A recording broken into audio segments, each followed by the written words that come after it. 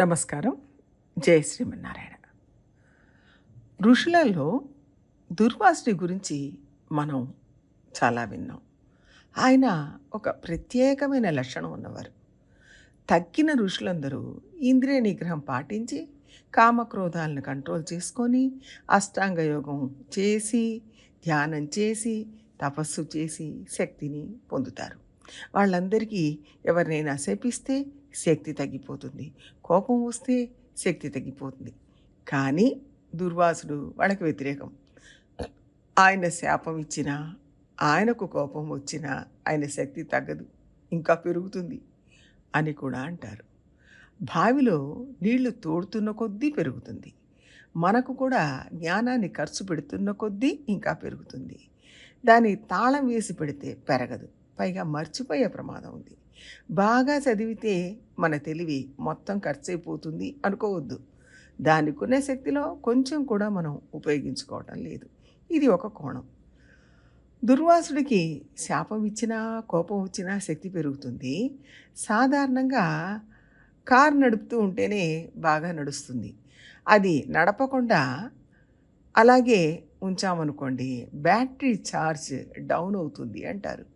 అది పరిగెత్తుతున్నంతసేపు, అంటే దాన్ని వాడుతున్నంతసేపు బ్యాటరీ ఛార్జ్ అవుతూ ఉంటుంది, పెరుగుతూ ఉంటుంది. దానికి దుర్వాసుడికి కొంచెం పోలిక కనపడడం వల్ల ఆ ఉదాహరణ ఇక్కడ చెప్పుకున్నాం. ఇదంతా ఒక కోణం. ఇప్పుడు మనం చెప్పుకోవాల్సిన విషయం ఏమిటంటే, ఇలాగే మనకు తెలిసిన వాళ్ళు కూడా కొంతమంది ఉండొచ్చు. దుర్వాసుడిలాగా శాపం ఇచ్చే శక్తి ఉండకపోవచ్చు, కానీ దేనికైనా ఆర్గ్యూ చేసే అలవాటు, డిబేట్ చేసే అలవాటు, తన మాటే నెగ్గాలనుకోవడం, ఎయిటి వాళ్ళు చెప్పే దాంట్లో వాస్తవం ఉంటుంది అని కొంచెం కూడా గ్రహించకపోవడం, ఎంతసేపైనా తను చెప్పిందే వినాలి అని మొండి పట్టు పట్టడం, గొంతు పెంచడం, మాట్లాడే ప్రతి మాటని ఖండించడం, ఎయిటి వాళ్ళు ఎంత చెప్పినా వినిపించుకోకపోవడం, స్వీకరించకపోవడం కొంతమందికి బాగా అలవాటు. ఆఖరికి కోపం వస్తే ఏడ్చేస్తారు కూడా. వాళ్ళని మాటలతో కన్విన్స్ చేయడం సాధ్యమా అంటే అది అసాధ్యమనే చెప్పుకోవాలి. ఇంకా మనం వాస్తవాన్ని చెప్పబోతున్న కొద్దీ, ఎక్స్ప్లెయిన్ చేస్తున్న కొద్దీ మనకు శక్తి ఉడిగిపోతుంది, విసుగు వస్తుంది, నిరాశ వస్తుంది, కోపం వస్తుంది. వాళ్ళు ఇంకా మాట్లాడుతూనే ఉంటారు. అలాంటి సమస్యను సాల్వ్ చేయడం ఎలాగా? అలా డిబేట్ చేసేవాళ్ళు సొల్యూషన్ కోరుకోరు. వాళ్ళకి డిబేట్ చేయడంలోనే ఆనందం ఉంటుంది. మనం ఒక మంచి సొల్యూషన్ చెప్పినా దాన్ని వాళ్ళు అసలు స్వీకరించరు.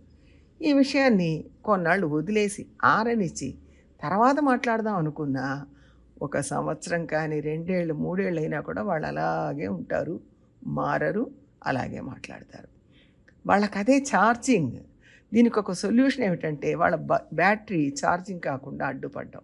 అంటే మాటలతో, వాదనతో వాళ్ళను గెలవలేము కాబట్టి వాళ్ళతో వాదించకుండా వదిలేయడమే మంచిది.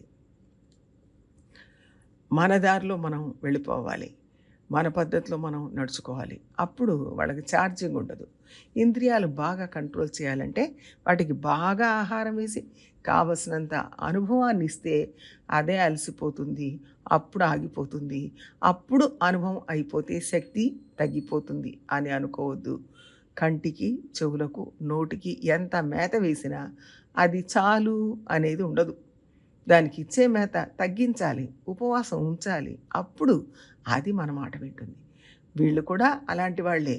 మనం వీళ్ళతో ఆర్గ్యూ చేసిన కొద్దీ వాళ్ళు ఛార్జ్ అయిపోతారు, మన ఛార్జ్ డౌన్ అయిపోతుంది. అట్లా కాకుండా ఆర్గ్యుమెంట్కి నేను రావట్లేదు, మీరు ఏం కావాలంటే అది మాట్లాడుకోండి అని వదిలేయాలి. వినే తీరాలి అని నిర్బంధం ఉంటే ఈ చెవితో విని ఆ చెవితో వదిలేయాలి.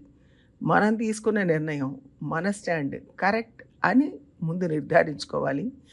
అది కరెక్ట్ అన్నాక వాళ్ళతో ఆర్గ్యూ చేయడానికి వెళ్ళనీయకూడదు. వెళితే మన ఛార్జ్ డౌన్ అయిపోతుంది, వాళ్ళ ఛార్జ్ బాగా పెరుగుతుంది. మన ఛార్జ్ డౌన్ కాకుండా మనం కాపాడుకోవాలంటే వాళ్ళతో ఆర్గ్యూ చేయకపోవడమే ఉత్తమమైన మార్గం.